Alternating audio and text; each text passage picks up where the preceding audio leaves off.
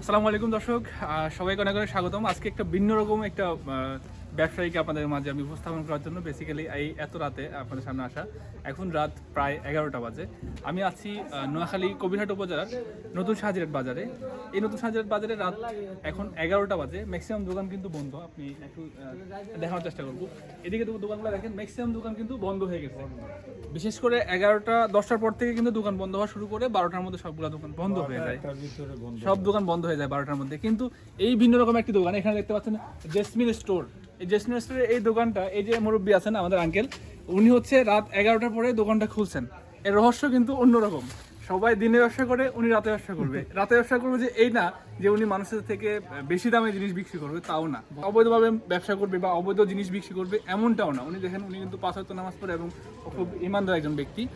ওনার main উদ্দেশ্যটা হচ্ছে, যারা রাতে হঠাৎ যদি কোনো ব্যক্তির একটা বিপদের সম্মুখীন হয়ে রাতে কিছু একটা প্রয়োজন হয়, তখন কিন্তু এই আঙ্কেলটা কিন্তু রাতে সেই মানুষটাকে সহযোগিতা করার জন্য সারা রাত কিন্তু ব্যবসা করেন। এখানে দেখতে পাচ্ছেন, এখানে কিন্তু পেট্রোল বা ডিজেল রয়েছে, যেখানে গাড়ির তেল।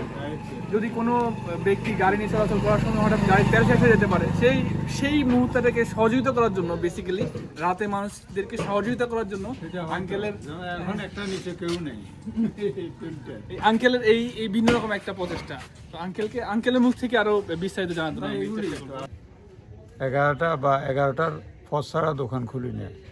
তো 11টা খুললে মানে বিকেল 4টা পর্যন্ত থাকে। এরপর বাড়িতে চলে যাই, খাওয়া দাওয়া সেই মাগরিব টাইমে পড়ি, ঘুমাই 10টা বা 9টা 10টার দিকে আসি।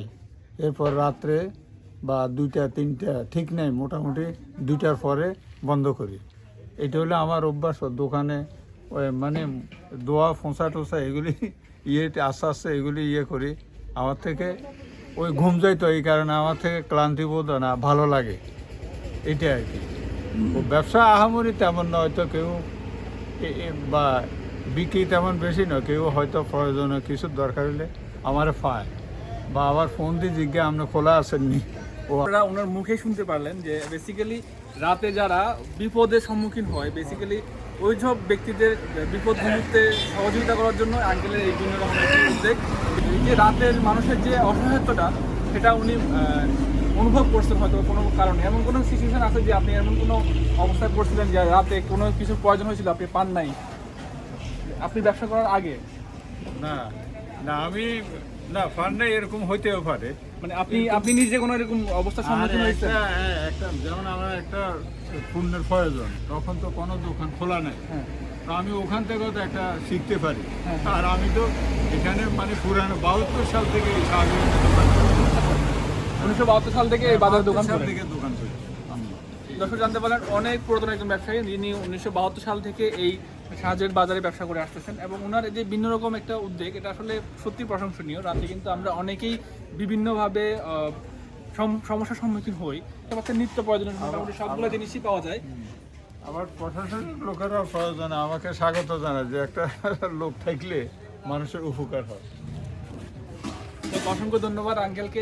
বিশেষ করে আমাদের যে আশেপাশের মানুষজন আছেন, তারা রাতে যত রাতে আসেন না কেন, আঙ্কেলের এই সহযোগিতা আপনারা পাবেন। আপনাদের সবাইকে আঙ্কেলের দোকানের জন্য স্বাগত জানাচ্ছি। ওনার জন্য দোয়া করবেন যেন উনি সেফলি এনার এই ব্যবসাটা চালিয়ে যেতে পারেন। আচ্ছা, রাতে তো আপনি সারা রাত জায়গায় থাকেন, এখানে রাতে চোর ডাকাত কিংবা অন্য কোনো ধরনের কখনো এরকম কোনো পরিস্থিতির সম্মুখীন হয়েছেন? যাক, এখানকার এই যে দেখতে পাচ্ছেন, এখনই কিন্তু রাত অনেক রাত হয়েছে। এখন কিন্তু আশেপাশে কোনো দোকান নাই যেখানে তেল নিতে পারতেছে না। এই দোকানটা খোলা আছে, যার কারণে একজন পথচারী, যিনি হচ্ছে আপনারা যাবেন কোথায়? কবিরহাট। আপনারা কবিরহাট থেকে এখানে আসছেন। মেবি কবিরহাটের দোকানগুলো সব বন্ধ হয়ে গেছে, যার কারণে উনি এখান থেকে আসি তেল নিচ্ছেন। তো এটা হচ্ছে একটা সহযোগিতা বলতে পারেন, এক ধরনের একটা সহযোগিতা বলতে পারেন এটাকে।